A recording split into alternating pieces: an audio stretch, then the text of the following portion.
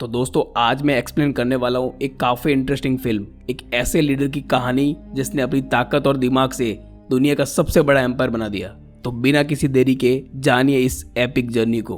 तो कहानी की शुरुआत सन 1172 से होती है, जहां हम अभी के नॉर्थ वेस्टर्न चाइना के इलाके को देखते हैं, जिसे उस समय एक टेंगू किंगडम के नाम से जाना जाता था, जिसको टंगू राजवंशी चलाता था। यहाँ पर कई सारे मंगोलियन ट्राइब्स के ग्रुप रहते थे, जिनके सरदार को खान कहा जाता था। इस ट्राइब्स के खानों की आपस में बहुत गहरी दुश्मनी थी, क्योंकि ये सभी लोग पावर में बना रहना चाहते थे, जिसके चलते इनके बीच अक्सर लड़ाइयाँ होती रहती थी। इन लड़ाइयों में बहुत सारे लोग मारे जाते थे। मंगोल की दुनिया में कोई नियम कानून नहीं थे, इसलिए इनको एक सुप्रीम खान की जरूरत थी, ताकि ये सभी लोग एकजुट होकर रह सके। दोस्तों यहाँ से सीन शिफ्ट होता है और हम लोग एक येसुई नाम के आदमी को देखते हैं, जो चीन के वेस्ट साइड से एक छोटा मोटा खान था। इस समय ये सफर पर निकला था। उसके साथ उसका एक 9 साल का छोटा बेटा तेमुजिन भी था। दरअसल येसुई अपने बेटे के लिए एक वाइफ ढूंढने के लिए निकला था। रात होने पर वो अपने दोस्त के ट्राइब पर आराम करने के लिए रुकते हैं। वहीं जब तेमुजिन अपने घोड़े के पास खड़ा होता है तो उसके पास एक छोटी लड़की आती है, जिसका नाम बोर्टे था। वो छोटी लड़की उससे उसका नाम पूछती है कि तुम यहाँ पर क्यों आए हो। तो तेमुजिन उसे अपना नाम बताकर कहता है कि वो अपने फादर के साथ उसके लिए एक वाइफ ढूंढने के लिए आया है। तो तभी वो छोटी लड़की बोर्टे उससे कहती है कि तुम्हें मुझसे ही शादी करनी चाहिए, और इतना कहते हुए वो वहाँ से चली जाती है। रात में तेमुजिन अपने फादर के पास बैठा होता है, तो उसके फादर उससे कहते हैं कि मुझे तुम्हारे लिए एक ऐसी वाइफ चाहिए जो सबसे ताकतवर समुदाय से हो। तभी तेमुजिन अपने फादर से कहता है कि मैं खुद ही अपने लिए लड़की चूज करूंगा। तेमुजिन की जिद के बाद उसके फादर उसे अपने दोस्त की ट्राइब से किसी एक लड़की को चुनने की इजाजत दे देते हैं। अब सुबह होते ही तेमुजिन के फादर उस ट्राइब्स की सभी लड़कियों को लाइन में खड़ा करके उनके पैरों को गौर से देखते हैं, क्योंकि उनका मानना था कि एक स्ट्रॉन्ग पैर वाली लड़की ही अपने पति को खुश रख पाती है। तेमुजिन एक एक लड़की को देखता जाता है और लास्ट में वो बोर्टे को अपनी पत्नी चुन लेता है और उन दोनों की शादी हो जाती है।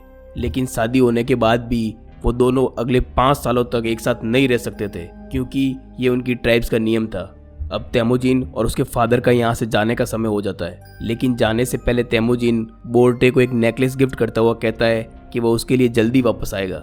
यहाँ से येसुई तेमुजिन और अपने लोगों के साथ सफर पर निकल जाता है। कुछ दूर चलने के बाद वो लोग एक जगह पर आराम करने के लिए रुकते हैं। यहाँ पर वो लोग काफी सतर्क थे, क्योंकि ठीक उनके सामने एक और खान की ट्राइब के लोग बैठे थे। थोड़ी देर बाद उस खान का एक आदमी येसुई के लिए कटोरी में दूध लाता है, जिसका मतलब शांति का पैगाम था। वो लोग समझौता करना चाहते थे।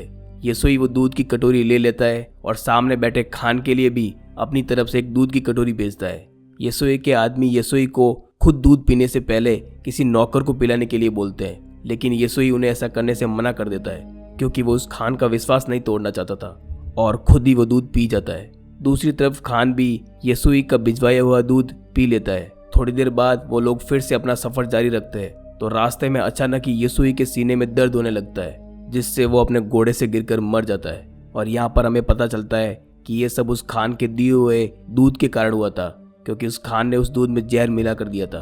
तभी तेमुजिन अपने फादर के पास जाता है, लेकिन उसके साथ के सभी लोग उसे वहीं पर अकेला छोड़कर वहां से जाने की तैयारी करने लगते हैं, क्योंकि उनके बीच एक परंपरा थी जिसमें उनका मानना था कि उन्हें किसी मजबूत इंसान को ही फॉलो करना चाहिए। अब जबकि येसुई जो उनका राजा था, उनकी डेथ हो चुकी थी, इसलिए येसुई के लोग अपने किसी नए राजा की तलाश में निकल रहे थे।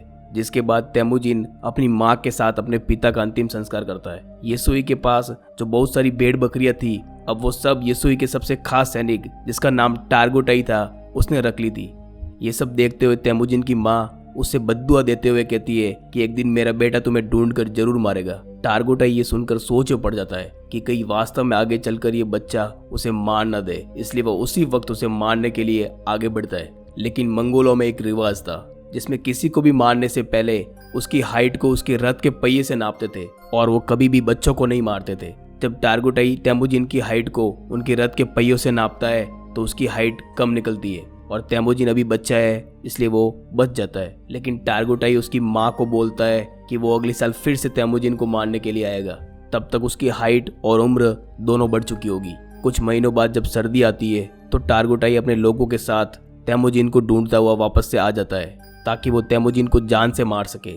टारगोटाई के लोग तेमुजिन को पकड़कर उसे अपने साथ मारने के लिए ले जाते हैं, लेकिन जब तेमुजिन की हाइट रथ के पहिए से नापते हैं तो अभी भी उसकी हाइट उतनी ही थी जितनी की पहले थी, जिसकी वजह से वो लोग तेमुजिन को तब तक कैदी बनाकर रखते हैं जब तक कि उसकी हाइट बढ़ नहीं जाती। उनकी ट्राइब में एक बुढ़ा आदमी था जो कि रोज कैद में तेमुजिन को खाना खिलाता था और उसके जख्मों पर मरहम पट्टी भी करता था। कुछ दिनों बाद टारगुटाई फिर से तेमुजिन की हाइट नापता है, लेकिन अभी भी उसकी हाइट उतनी ही थी। लेकिन उसी वक्त वहां पर तेजी से बारिश होने लगती है और सभी लोग भागकर अपने तंबू में चले जाते हैं। इसी बात का फायदा उठाते हुए वो बुढ़ा आदमी तेमुजिन को वहां से छुड़ाकर भागने के लिए कहता है और तेमुजिन भागते भागते बहुत दूर चला जाता है। और यहाँ से कहानी का सीन बदलता है और हम लोग सन 1186 में तेमुजिन को देखते हैं, जो कि अब एक नौजवान लड़का बन चुका था। लेकिन तेमुजिन अभी भी टारगुटाई के लोगों से बचकर भाग रहा था और उधर भी कई सालों से टारगुटाई के लोग तेमुजिन को ढूंढ रहे थे।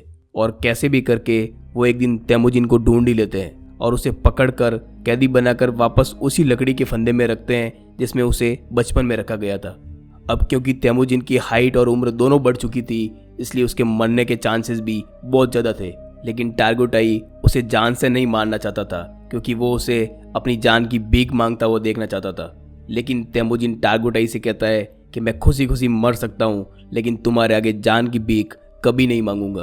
और ये सुनकर टारगुटाई उसे टॉर्चर करना शुरू कर देता है और उसे कहता है कि मैं अब तुम्हें धीरे धीरे तड़पा तड़पा कर मारूंगा। और तभी हम देखते हैं कि वो जो बुढ़ा आदमी था वो अभी तक जिंदा था और वो फिर से वापस तेमुजिन के पास आकर उसे पानी पिलाता है। और उसी दिन शाम को जब सभी लोग आपस में बिजी थे तो टारगुटाई तेमुजिन के पास अकेला उससे बात करने जाता है और इसी बात का फायदा उठाकर तेमुजिन उस लकड़ी के फंदे से जिससे उसे बांधा गया था उससे टारगुटाई को मार देता है और वहां से भाग जाता है। और अब टारगुटाई को मारकर वो खुद खान बनने के लिए तैयार था। अब यहाँ पर वो सबसे पहले अपनी वाइफ के पास जाता है जिससे उसने बचपन में शादी की थी। वो बोर्टे के पास जाता है जो काफ़ी बड़ी हो चुकी थी और काफ़ी खूबसूरत भी। बोर्टे उससे कहती है कि मैं कई सालों से तुम्हारा इंतजार कर रही थी। और अब फाइनली वो दोनों साथ में थे। लेकिन अचानक एक दिन उनके ऊपर मर्की ट्राइब के लोगों का अटैक हो जाता है। दरअसल कई साल पहले तेमुजिन के फादर ने इस मर्की ट्राइब के खान की मदर को किडनैप किया था और तब उस ट्राइब के खान ने कसम खाई थी कि वो अपनी माँ का बदला जरूर लेगा। और अब ये लोग बोर्टे को किडनैप करने आए थे। बोर्टे और तेमुजिन दोनों वहां से भागने की कोशिश करते हैं, लेकिन तभी एक तीर बोर्टे को लग जाता है जिससे वो अपने घोड़े से नीचे गिर जाती है और वो लोग उसे किडनैप कर लेते हैं। दरअसल मर्किट का खान बोर्टे को अपनी वाइफ बनाना चाहता था और वहीं दूसरी तरफ तेमुजिन अपनी वाइफ बोर्टे को वापस लाना चाहता था, जिसके लिए वो अकेला काफी नहीं था। इसलिए वो मदद के लिए अपने पुराने भाई जम्मू खां के पास जाता है। जम्मू खां कभी एक ट्राइब का खान था जो कि बहुत पावरफुल ट्राइब थी।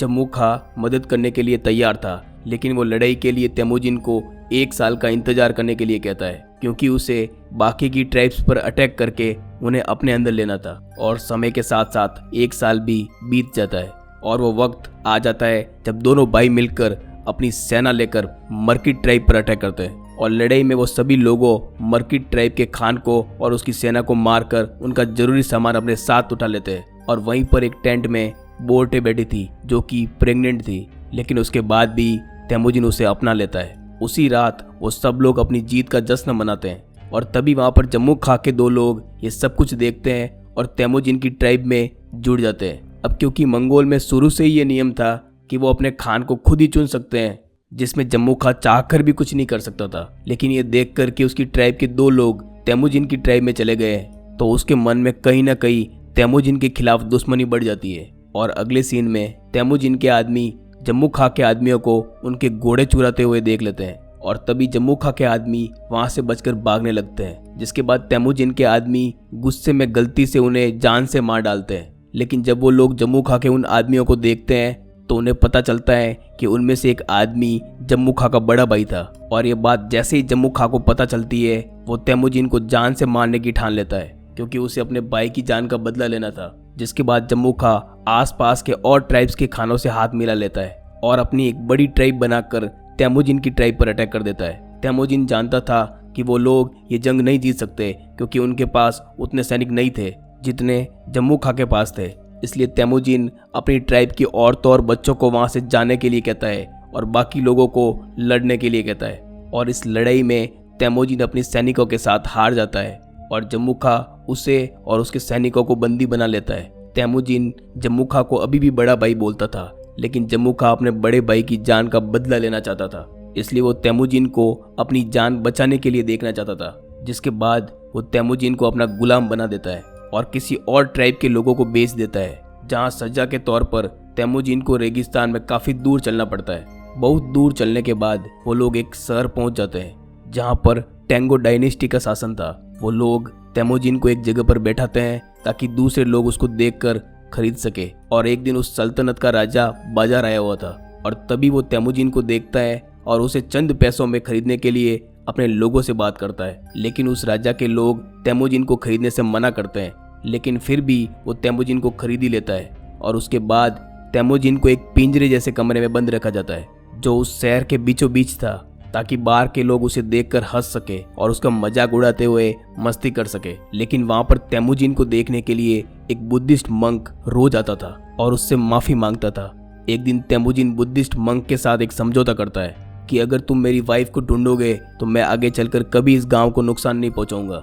जिसके बाद वो बुद्धिस्ट मंक बोर्टे को ढूंढने के लिए रेगिस्तान में निकल जाता है। लेकिन बुद्धिस्ट मंक एक बुढ़ा इंसान था, इसलिए वो गर्मी के मारे वहीं पर मर जाता है। लेकिन खुशकिस्मती से बोर्टे को उस मरे हुए बुद्धिस्ट के पास वही नेकलेस मिलता है जो उसे तेमुजिन ने दिया था, जिससे बोर्टे को पता चल जाता है कि तेमुजिन अभी भी जिंदा है। इसके बाद बोर्टे अपने पति को ढूंढने के लिए शहर में निकल जाती है और वहां पर उसे तेमुजिन पिंजरे में बंधा हुआ मिलता है। और उसी रात बोर्टे वहां के किसी सिपाही को रिश्वत देकर तेमुजिन को वहां से भगा लेती है। अब पूरा परिवार हंसी खुशी रहने लगता है। और तभी एक दिन बोर्टे तेमुजिन से कहती है कि सभी मंगोल एक जैसे ही होते हैं, सभी चोरी करते हैं और एक दूसरे को मारते हैं। और बोर्टे की उस बात का तेमुजिन पर बहुत गहरा प्रभाव पड़ता है और वो अपनी फैमिली को छोड़कर वहां से निकल जाता है। और वो डिसाइड करता है कि अब वो सभी ट्राइब्स को मिलाकर एक नया मंगोल राज बनाएगा, जिसमें सभी के बीच नियम और कानून होंगे। तेमुजिन डिसाइड कर चुका था कि इस काम को पूरा करने के लिए उसे किसी की भी जान भी लेनी पड़े तो भी वो पीछे नहीं हटेगा। वो 3 नियम बनाता है, जिसमें पहला नियम था कि औरतों और बच्चों को कभी नहीं मारा जाएगा। दूसरा नियम था कि दुश्मनों से मरते दम तक लड़ा जाएगा। और तीसरा नियम था कि कोई भी अपने खान को कभी धोखा नहीं देगा। तेमुजिन ने कसम खाई थी कि वो मंगोल की बड़ी आर्मी बनाएगा और अब फाइनली उसने बहुत सारी ट्राइब्स को जीतकर एक साथ जोड़कर एक बड़ा मंगोल बना लिया था। और यहाँ से कहानी का सीन शिफ्ट होता है और हम लोग सन 1206 में तेमुजिन को देखते हैं, जो इस समय सारे मंगोल का खान बन गया था और उसे एक और नाम से बुलाया जाने लग गया, चंगेज खान। उसके बाद उसने पूरे के पूरे टेंगुट साम्राज्य को ही खत्म कर दिया और एक नए सिरे से साम्राज्य की स्थापना की।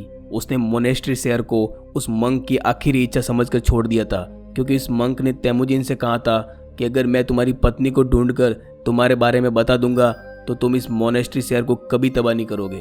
और आगे चलकर ये मोनेस्ट्री शहर मंगोल साम्राज्य का फाउंडर बना, एक ऐसा साम्राज्य जो इतिहास के सबसे बड़े साम्राज्यों में से एक था। तो दोस्तों, ये थी एक ऐसे लीडर की कहानी जो अपने जान से ज्यादा अपने सपनों को मानता था।